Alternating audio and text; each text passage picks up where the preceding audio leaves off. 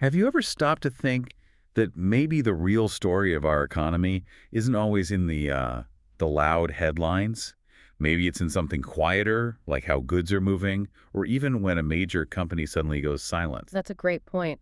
It's so easy to get swept up in the daily news cycle, the optimism, sometimes even the tech hype. Right. But what if the actual pulse of the U.S. economy is beating somewhere else?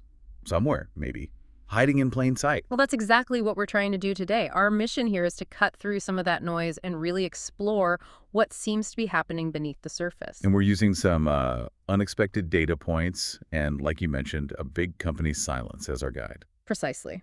Our main source for this deep dive is an article called FedEx's Ominous Silence: What the Lack of Guidance Tells Us About the U.S. Economy. And it puts forward a pretty startling idea Which is? that the U.S. economy isn't just, at risk of slowing down. The argument is that it's already in what the author describes as a stealth contraction. A stealth contraction. Okay, that's a heavy phrase. So we're going to unpack this. Look at corporate actions, consumer behavior, maybe data that's often overlooked. Exactly. We'll look at how these pieces fit together to paint this picture that maybe many people are missing, and crucially, what it might mean for you. All right. Sounds like this might challenge some common thinking. Let's dive in. Definitely. So when you want a real-time feel for the economy, certain indicators are just, more revealing than others. Think about FedEx. A logistics giant. It moves everything everywhere. Right. They're essentially the economy's circulatory system. If goods are moving, FedEx is busy. If they're not, FedEx feels it, often first. That makes them a fantastic bellwether, like taking the economy's pulse. And they did something recently that really spooked Wall Street, didn't they? What was that specifically? Yeah, they did. For the first time in 13 years, FedEx flat out refused to give full-year financial guidance. 13 years. Wow. So a company that big just said, we can't really predict the next year? Pretty much. They gave a vague reason, citing an uncertain global demand environment. But that lack of specific guidance, that's what raised eyebrows. Okay, so no guidance. What about their actual performance? Were their numbers terrible? Well, their revenues were essentially flat year over year. Came in at $87.9 billion compared to $87.7 billion the year before. So not a collapse, but definitely not growth. Flat could just be a temporary thing, though. Was there something else, something in their actions that hinted at this bigger stealth contraction idea? Yes, absolutely. It wasn't just the flat revenue or the lack of guidance. The really big signal was the massive cut to their capital expenditures, their CapEx. How big a cut are we talking? Pretty significant. Yeah. A 22% cut. They dropped from planning to spend $5.2 billion down to $4.1 billion. Okay, 22%. That's not just trimming. No, it's not. And the article argues this isn't just about navigating tariffs or inflation. This is a company deciding not to invest in its future capacity. Why? Because they seem to be anticipating a serious drop in demand. It's like deciding not to upgrade your equipment because you're worried you won't have enough work for it soon. Exactly. It's less about today's costs and more about deep uncertainty about tomorrow's income, or in their case, tomorrow's shipping volume. So if it's not mainly tariffs or inflation driving this, what does the source suggest is the root cause for FedEx pulling back like this? The argument is that it's a direct reaction to what they're seeing as collapsing consumer demand and, crucially, falling incomes. Falling incomes, okay. And this connects directly to a concept economists watch called the Beveridge Curve flattening. It sounds technical, but basically it's a sign that job openings might be disappearing while unemployment could actually start rising. A bad combination. And FedEx cutting investment is like a real-world symptom of that theory playing out. That's the interpretation, yes. A very stark, tangible sign. So if companies like FedEx are getting nervous about the future, what's the picture on the consumer side? You mentioned falling incomes. The article gets into the Bureau of Economic Analysis data, right? Calls it the Holy Grail. It does. The BEA's consumer income and spending figures, and yeah, the numbers there are, they're pretty telling too. Okay, lay it on us. What are the income trends showing? Well, first, nominal personal income, that's just the dollar amount people receive it, actually fell by 0.42% in May 2025. An outright monthly drop like that is rare. Fell. Not just grew slower, but actually went down. Correct. And if you dig a bit deeper, excluding some one-off Social Security things, private income, so wages, salaries, business income, they declined 0.08%. That was the first monthly drop since January 2022. And wage growth itself? also slowing down noticeably. It's now at 4.6% year over year, which sounds okay, but it's way down from the highs we saw earlier, highs that were maybe a bit artificial. Okay, so that's nominal income, dollars in the bank account. Okay. But the key is real income, right? Yeah. What you can actually buy with those dollars after inflation. Exactly. That's the critical piece. Real personal income, excluding government transfers, tells the real story of purchasing power. And the data here is stark. It's been negative, meaning it shrank in 3 of the first 5 months of 2025. 3 out of 5 months showing a decline in real income. Yes. And year over year, real income growth is now just 1.5%. That's barely keeping pace, maybe not even keeping pace, with inflation for many people. And the implication for the listener, for you, is pretty straightforward then. It really is. When your real income falls, your real demand, what you can actually afford to buy, also tends to fall. People are effectively earning less in terms of what their money can purchase. So if real incomes are stagnating or falling, are we seeing that reflected in spending? Is this just about sentiment, people feeling nervous, or are they actually changing their buying habits? The data strongly points towards actual behavior change. Consumers are actively cutting back. Real spending fell 0.28% in May. Another drop. Yes. And looking broader, 3 out of the first 5 months of 2025 showed declines in real spending.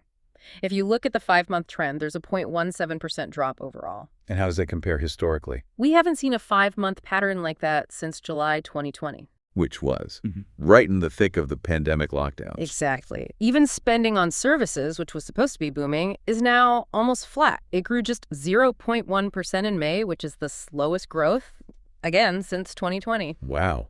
So it's not just durable goods anymore. It's hitting services too. Which areas are feeling it most? The article flags several: transportation, restaurants and accommodation, financial services, even net foreign travel. These are areas seeing significant headwinds. So this seems to fly in the face of the narrative that says, oh, consumers are just pessimistic, sentiment is low, but they're still spending. It really does. This data suggests consumers aren't just feeling worried. They know their incomes are under pressure, and they're already making different choices. They're cutting back. It feels less like a mood swing and more like a fundamental adjustment. Okay, so if incomes are weakening and spending is slowing, what about the common explanation we hear that tariffs are the big problem? How does the source address that? The article tackles that head-on. It argues that while tariffs are certainly part of the conversation, blaming them for the entirety of weak sentiment or corporate caution might be using them as a bit of a scapegoat. A scapegoat? For what? For the more fundamental issue that consumers are reacting to genuine worries about their job security and their income prospects. The argument is that companies, maybe like FedEx, might be using tariff uncertainty as convenient cover. Cover for the fact that they're seeing actual demand weaken significantly. Exactly. Cover to avoid admitting just how worried they are about the underlying trend. The deeper fear, according to this source, is a potential wave of layoffs coming, maybe over the summer. Why layoffs? Because companies might be getting squeezed. They could be facing rising input costs. Things are still expensive for them to buy at the same time that their revenues are stagnating or even falling because of this weaker demand. That's a tough spot. Yeah, that puts pressure on profits. And this brings us back to that economic concept you mentioned earlier, the Beveridge Curve. Can you explain that a bit more and how it ties into FedEx and potential layoffs? Sure. So the Beveridge Curve normally shows this inverse relationship. Lots of job openings means low unemployment, and few openings means high unemployment. It slopes downwards. Okay. But when the curve starts to flatten, it means something's changing. It suggests job openings are drying up.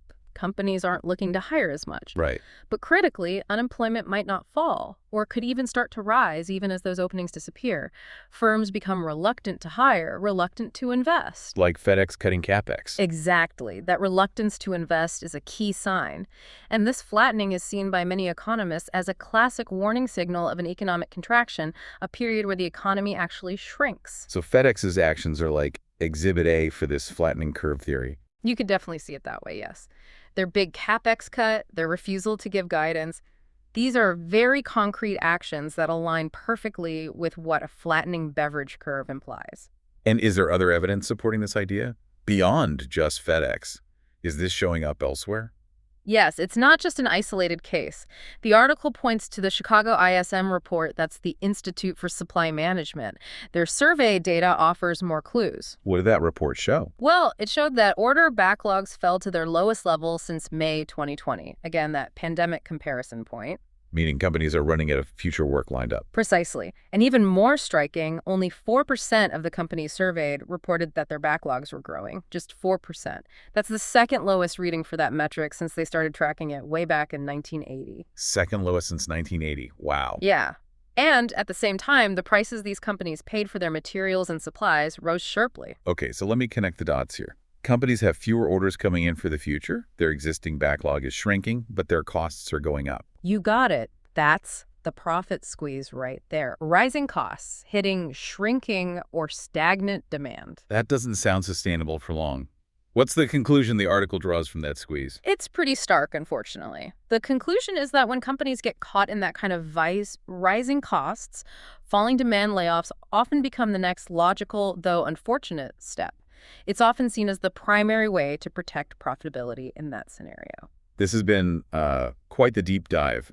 Illuminating, but also a little unsettling, I have to say. Let's try to recap the main takeaways. Okay. First, that FedEx silence we started with, it's not just normal corporate hedging. No, the argument is it's more like quiet panic. Their actions, particularly the huge CapEx cut, speak louder than words about their view of the near future. And critically, this isn't just about future fears.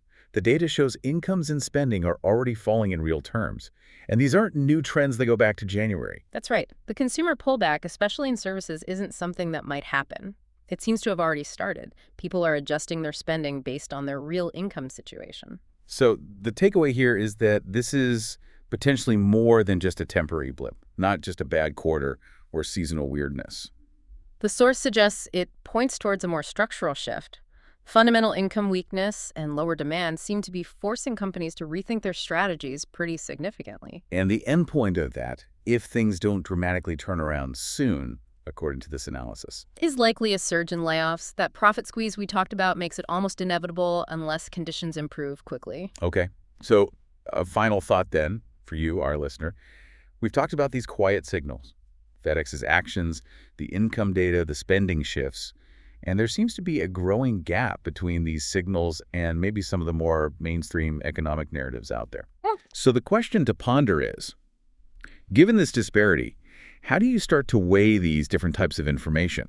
How do you use these, let's call them tea leaves, from real-time data to assess what's really going on and think about your own future? Yeah, that's a really important question to consider right now.